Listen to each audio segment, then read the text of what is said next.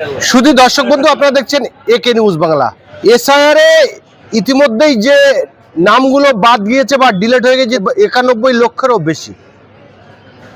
আর এই মুহূর্তে যেটা সব থেকে বড় উদ্বেগজনক বিষয় হলো যে দাদার নাম ভোটার লিস্টে আছে, ভাইয়ের নাম নেই। ছেলের নাম আছে বৈধ ভোটার, কিন্তু বাবা বৈধ ভোটার নয়। এইরকমই কিন্তু বহু ভোটারের নাম উঠে আসছে এবং ইলেকশন কমিশন বলছে যে ট্রাইব্যুনালে আবেদন করতে হবে। আর আমরা যেটা সূত্র খবর পাচ্ছি যে ট্রাইব্যুনালে আবেদন করলে তাদের হয়তো নাম ফিরে আসবে, পরবর্তীকালে তারা ভোট দিতে পারবে না। আমার পাশে দাঁড়িয়ে রয়েছে রাজু ঘোষ মহাশয়। ইনি বলছেন ট্রাইব্যুনালটা একমাত্র যেমন মানুষকে ভাওতা দেওয়া হচ্ছে, মানুষকে ঝুলিয়ে রাখা হচ্ছে, মানুষকে বিভ্রান্ত করা হচ্ছে। সেই জন্য কিন্তু রাজু ঘোষের নেতৃত্বে 100 এই যাদের নাম বাতিল হয়ে গেছে বা ডিলিট হয়ে গেছে তাদেরকে নিয়ে তিনি কিন্তু সুপ্রিম কোর্টে পিএল ডায়াল করছে। রাজু ঘোষ মহাশয় ঠিক কি বলছেন শোনাবো আপনাদের। আমরা হাইকোর্টের আমাদের লোকাল যে আইনজীবী রয়েছে এখানকার হাইকোর্টের আইনজীবীর মারফত আমরা সুপ্রিম কোর্টে আইনজীবী ঠিক করেছি। আগামীকাল আমরা সুপ্রিম কোর্টে ফাইল করছি। ফাইলটা এই মর্মে করছি, এটা পিল করছি, PIL, পাবলিক ইন্টারেস্ট লিটিগেশন। এটা কেন করছি দেখুন, প্রথমে SIR যখন শুরু হলো তখন শুভেন্দু অধিকারী বা বিজেপি নেতাদের বলতে শোনা গেল এই রাজ্যে প্রায় 1,25,00,000 রোহিঙ্গা আছে, সেই রোহিঙ্গাদের বার করার জন্যই SIR। বাংলার মানুষ মেনে নিয়ে SIR করলো, সব কাগজপত্র জমা দিল। একটা লোক 8টা 10টা 12টা কাগজ জমা দিল, সেই কাগজ গিয়ে আপলোড হলো না কম্পিউটারে। এর জন্য কি হলো, তাদের অ্যাডজুডিকেশনের নাম আসলো। অ্যাডজুডিকেশনের নাম আবার কীভাবে আসলো, কাগজপত্র ঠিকভাবে আপলোড না হওয়া, এবং কারোর নাম ধরুন লক্ষ্মী, মেয়েটার নাম লক্ষ্মী, কিন্তু তাকে ইংরাজিতে লিখতে হয় লক্ষ্মী, তার মানে স্পেলিংয়ে গণ্ডগোল। LAKHI হয় বাংলায় উচ্চারণ করলে, কিন্তু ইংরাজিতে লিখতে গেলে LAXMI, তার মানে স্পেলিংটা সম্পূর্ণ চেঞ্জ হয়ে গেল। এইটাকে অ্যাডজুডিকেশন থেকে চলে আসলো ডিলিট, মানে সম্পূর্ণ AI দিয়ে যারা এই ইলেকশন কমিশন অফ ইন্ডিয়া যেটা করছে, যার ফলে সেই নামটা বাদ যাচ্ছে। মেয়েদের বাবার বাড়ি টাইটেল আলাদা এবং শ্বশুরবাড়ি টাইটেল আলাদা। টাইটেল মিসম্যাচের জন্য তাদের রেজিস্ট্রি বিয়ে না হওয়ার জন্য অনেক আছে যাদের রেজিস্ট্রি ম্যারেজ হয়নি, কাগজের সেই মতো কাগজ প্রমাণ দেখাতে পারছে না, যার ফলে সেই মহিলাদের নাম বাদ। বিশেষ করে মুসলিমদের ক্ষেত্রে যেটা দেখা গেছে, কারোর হয়তো 6টা সন্তান বা 7টা সন্তান, তাদের নাম বাদ গেছে। মুসলমানদের একাধিক, মানে যদি বাংলায় দেখা যাচ্ছে এখন প্রায় 91 লক্ষ নাম যাদের ডিলিট হয়েছে, এই ডিলিট হওয়ার মধ্যে প্রায় 60% নাম হচ্ছে মুসলিমদের। তারা এমনভাবে কথা বলছে, বিজেপিরা মানে যারা বিরোধী দল, তারা বলছে যে নামগুলো বাদ গেছে যে এলাকাগুলো, সেই এলাকাগুলো হচ্ছে বর্ডার এলাকা, যে জেলাগুলো সেই জেলা থেকে বেশি বাদ গেছে। আমি অ্যাকসেপ্ট করলাম যে মালদা, মুর্শিদাবাদ, বসিরহাট, হিঙ্গলগঞ্জ এইগুলো বর্ডার এলাকা বলে তারা বলছে যে বেশি বাংলাদেশি বলে তাদের নাম বাদ গেছে। না, যে এলাকাগুলো একদিকে বর্ডার, পাশাপাশি কিন্তু সেই এলাকাগুলো মাইনরিটি প্রবণ এলাকা, অর্থাৎ মুসলিমদের জনসংখ্যা সেখানে বেশি, বেছে বেছে মুসলমানদের নাম বেশি কাটা হয়েছে, হিন্দুদের মতুয়াদের নাম কাটা হয়েছে এবং আদিবাসীদের নাম কাটা হয়েছে। এবার টেকনিক্যাল আমি একটা পয়েন্ট বলছি। দেখুন, প্রথম হচ্ছে যে কেন নামগুলো কাটা হলো।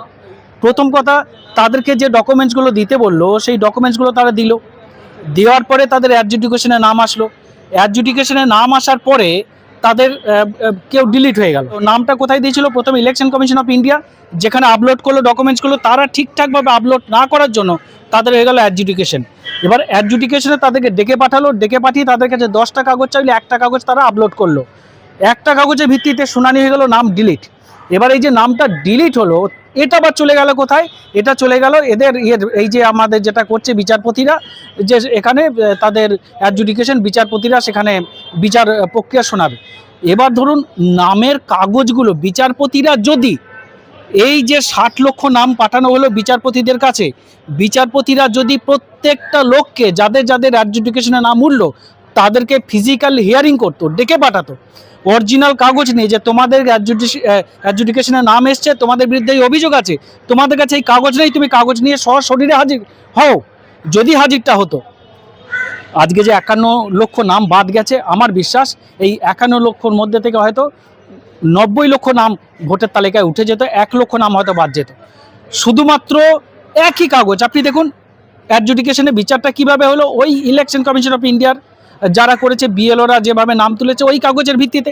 এক্সট্রা কাগজ পাবলিকের কাছ থেকে নেওয়ার তো সুযোগটাই দিল না। যার নাম কাটা গেল সে যে তার পক্ষে কাগজগুলো দেখাবে বিচারপতিদেরকে যে হুজুর আমার কাছে কাগজ আছে, তো আমি ভারতীয়, আমার কাছে এই কাগজ আছে, আমার নামের গণ্ডগোল, আমার স্পেলিংয়ের গণ্ডগোল, এই কারণে আমার নাম আছে, সেই সুযোগটা কিন্তু বিচারপতিরা বাংলার বাঙালিদের দিল না, যার ফলে তাদের নামটা ডিলিট হয়ে গেল। আমরা বিশেষ এই পয়েন্টগুলোর উপরে দেখুন, আর একটা সংবিধানে রাইট আছে, সংবিধানের অধিকার আছে ভোট দেওয়ার। সুপ্রিম কোর্ট একদিকে বলছে যে যাদের নাম ডিলিট হয়ে গেছে তারা যদি তার নাম তোলাতে চায় তাহলে পরে তাদেরকে ট্রাইব্যুনালে যেতে হবে, ট্রাইব্যুনালের মাধ্যম দিয়ে তাদের আবার নাম তুলতে হবে। আবার সুপ্রিম কোর্ট বলছে ট্রাইব্যুনালে যদি তাদের নাম উঠেও যায় তারা কিন্তু ভোট দিতে পারবে না। তাহলে আমি ট্রাইব্যুনালের নামটা তুলে আমার লাভটা কী হলো? ধরুন আমি রাজু ঘোষ, আমি কথাই বলছি, আমি যে কোনো একটা রাজনৈতিক দলকে ভোট দিই, হয় তৃণমূল কংগ্রেস বা বিজেপি বা কংগ্রেস বা সিপিএম, যে কোনো একটা দলকে আমি ভোট দিই। তাহলে আমার যদি নামটা ডিলিট হলো, আমার পছন্দের যে দলটা সেই দলটাকে আমি ভোট দিতে পারলাম না, তার মানে সেই দল আমার ভোটটা পেলো না। সেই দলটা যেমন ভোটের থেকে বঞ্চিত হলো, আমি রাজু ঘোষ আমিও কিন্তু ভোটের অধিকার থেকে বঞ্চিত হলাম। অ্যাডজুডিকেশনের নামটা বাদ গেল ডিলিট হিসাবে, এরপরে বলছে তোমরা ট্রাইব্যুনালে নাম তোলো, ট্রাইব্যুনালে নাম তুলে আমার লাভটা কী হলো? আর লাখ টাকার প্রশ্ন এটা, ট্রাইব্যুনালটা কোথায় পশ্চিমবঙ্গে? ট্রাইব্যুনালে বলেছিল যে যাদের নাম বাদ যাবে অ্যাডজুডিকেশনে 15 দিনের মধ্যে ট্রাইব্যুনালে অ্যাপ্লিকেশন করতে হবে। বাংলায় আপনাদের মিডিয়ার মাধ্যমে বলছি, যারা বিরোধী দল তাদের কাছে প্রশ্ন রাখছি, আমি ইলেকশন কমিশনের কাছে প্রশ্ন রাখছি, প্রত্যেকটা জেলায় কোথায় কোথায় ট্রাইব্যুনাল এখন পর্যন্ত গঠন হয়েছে তার একটা লিস্ট প্রকাশ করুন। কোথাও ট্রাইব্যুনাল গঠন হয়নি, ট্রাইব্যুনালে যাবে কোথায়? কুচবিহার থেকে এসে ডায়মন্ড হারবারে ট্রাইব্যুনাল করবে মানুষ? ছেলে খেলা হচ্ছে, বারবার মানুষকে লাইনে দাঁড় করা হচ্ছে, কখন নোটবন্দি, কখন জিএসটি, কখনো এসআইআর, কখনো সিএ, নানানভাবে। এখন আবার বলছে ট্রাইব্যুনাল, বারবার মানুষ কেন লাইন দেবে? আর একটা মজার ঘটনা দেখুন, যারা প্রার্থী, যারা ভোটে দাঁড়াবে তাদের নাম কিন্তু এই অ্যাডজুডিকেশন থেকে তাদের কিন্তু সুপ্রিম কোর্ট স্পেশাল অর্ডারে তাদের নাম বার করে দিচ্ছে। কংগ্রেসের প্রার্থী দেখলাম, বিভিন্নভাবে দেখছি, বিভিন্ন যারা নেতা মন্ত্রী আছে তাদের নামগুলো কিন্তু ট্রায়ালের মাধ্যম দিয়ে ট্রাইব্যুনাল দিয়ে বেরিয়ে যাচ্ছে। আর আমরা সাধারণ পাবলিক ভোটার, আমাদের নামটা আর বেরোবে না। আমাদের কোনো পাওয়ার নেই, কারণ তারা এমএলএ এমপি হবে, তারা ভোটে দাঁড়াবে, ওই জন্য তাদের নামটা আগে বার করতে হবে। আমরা ভোটার, তাই আমাদের কোনো অধিকার নেই। আমাদের নাম এবছরে ভোট না দিলেও আমরা নাকি নাগরিক থাকবো, 26-এর পরে আবার ভোট দেবো। এই যে জিনিসগুলো মাধ্যম দিয়ে মানুষকে জানাতে চাই যে যারা ভোটার তাদের অধিকার আগে, যাদের ভোটের তালিকা থেকে নাম বাদ দিয়েছে তাদের অবিলম্বে তাদের সশরীরে ফিজিক্যাল হিয়ারিং দিয়ে তাদেরকে ট্রাইব্যুনালে ব্যবস্থা করে তাদের নাম তুলে তারপরে ভোট হোক। ভোটারদের বাদ দিয়ে কখনো ভোট হতে পারে না, এটা সম্পূর্ণ অসাংবিধানিক এবং অবৈধ। এই যে ট্রাইব্যুনাল মানে কি মানুষকে বিভ্রান্ত করা হচ্ছে?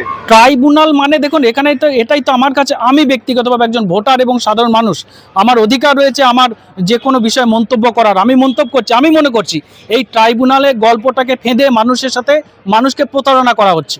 ট্রাইব্যুনাল একটা প্রতারণার ফাঁদ। না হলে ট্রাইব্যুনালে এখনো পর্যন্ত ট্রাইব্যুনাল গঠন হয়নি, শুধু জুজু দেখাচ্ছে ট্রাইব্যুনালে তোমরা অ্যাপ্লিকেশন করো, অনলাইনে অ্যাপ্লিকেশন করো। অনলাইনে তো মানুষ অ্যাপ্লিকেশন করছে, কিন্তু অ্যাপ্লিকেশন করে ট্রাইব্যুনালে যাবেটা কবে? আবার তো সুপ্রিম কোর্ট বলছে যাদের ট্রাইব্যুনালের মাধ্যম দিয়ে যাদের নাম উঠবে তারা ভোট দিতে পারবে না। তাহলে ট্রাইব্যুনালটা কাদের জন্য, কোন উদ্দেশ্যে? এটাই তো প্রশ্ন চিহ্ন। ট্রাইব্যুনালটা আসলে কি, কোন কাজে লাগবে? মাথায় দেবে না খাবে, এটা তো মানুষ বুঝতে পারছে না। সেই জন্য কি আপনারা? হ্যাঁ, আমরা সুপ্রিম কোর্টে আমাদের অনেক প্রশ্ন রয়েছে, এগুলো টেকনিক্যাল অনেক ফল্ট আছে। সুপ্রিম কোর্টে 12টা জাজমেন্ট আছে, প্রত্যেকটা জাজমেন্টের আলাদা আলাদা ধরনের বিভ্রান্ত, সুপ্রিম কোর্টও বিভ্রান্ত, হাইকোর্টও বিভ্রান্ত। অর্থাৎ সঠিক জিনিসটাকে তুলে ধরার উদ্দেশ্যে আমরা প্রায় 100 মানুষ যাদের নাম, মানে আমাদের এখান থেকে 91 লক্ষ নাম বাদ গেছে, তার মধ্যে থেকে 100 ভোটারকে যাদের নাম ডিলিট হিসেবে বাদ গেছে, বাংলার বিভিন্ন জেলা থেকে তুলে নিয়ে প্রতিনিধিত্ব করার জন্য 100 লোককে আমরা সেখানে একটা পিআইএল ফাইল করাচ্ছি, যার 13 তারিখে আমাদের সম্ভবত ডেট উঠবে। আমরা আগামীকাল ওটাকে পিটিশন দাখিল করছি। এই যে যদি সুপ্রিম কোর্টে যান তাহলে কি তারা সুপ্রিম কোর্টের রায়ে আপনারা ভোট দিতে পারবেন আশা করছেন? দেখুন, আমাদের তো সর্বস্ব ভরসা, মানে সব থেকে যেটা ভরসা, যখন কোনো জায়গায় দরজা খোলা না থাকে তখন তো কোর্ট খোলা থাকে। বলে না কোর্টে বুঝে নেবো তোকে আমি, কোর্টটাই তো মানুষের কাছে ভরসা। তাহলে আমরা কোর্টের কাছে বলবো না কার কাছে বলবো? আমাদের তার কেউ আমাদের পাশে নেই, একমাত্র আমাদের ভরসা তো কোর্ট। তা আমরা বাধ্য হয়ে কোর্টের কাছেই গিয়ে বলবো হুজুর আমাদের এই অবস্থা, আমরা ভারতীয় নাগরিক, আমাদের নাম কেটেছে নামের ভুলের জন্য, আমরা কি করে ভোট দেবো? আমাদের ভোটের ব্যবস্থা করে দিক। সুপ্রিম কোর্ট সংবিধানের প্রচুর অ্যামেন্ডমেন্ট রয়েছে, অনেক আইনের ফাঁকফোকর রয়েছে, যে আইন দিয়ে তারা বা ভোট দিতে পারবে এমন সমস্ত আমরা বিভিন্ন খুব বড় বড় সিনিয়র যারা অ্যাডভোকেট সুপ্রিম কোর্টে তাদের সাথে আমরা আলোচনা করেছি, তারা আমাদেরকে এগুলো জানিয়েছে যেগুলো রাইট আছে ভোট দেওয়ার এবং পারমিশন দেওয়ার।